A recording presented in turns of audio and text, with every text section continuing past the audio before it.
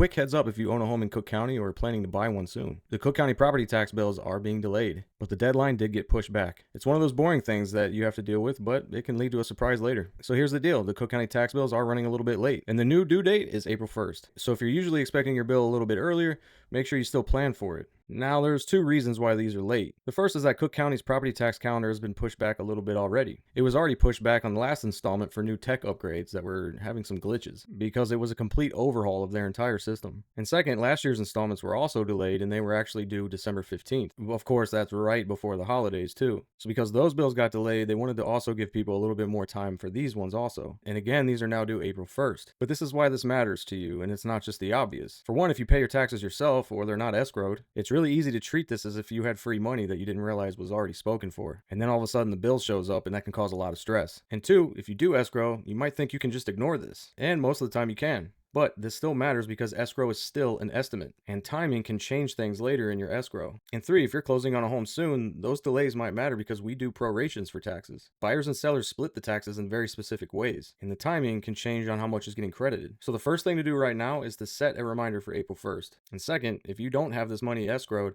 remember to keep this money separate and don't touch it. Pretend that the bill has already arrived. And third, if you're already under contract on a home, ask your attorney or your realtor or the title company how these tax prorations are being handled. And they deal with questions like this all the time, so don't worry about being annoying or anything. You're just being smart. And fourth, if you're a new homeowner in Illinois, property taxes are usually the biggest difference that people feel when they move here. And of course, if you want, comment in what your town or neighborhood or county is, and I can help you figure things out a little bit better for you. And if you know somebody that pays these taxes themselves, maybe send this video to help them. These are one of the things that can sometimes be forgotten and can wind up biting people in the end.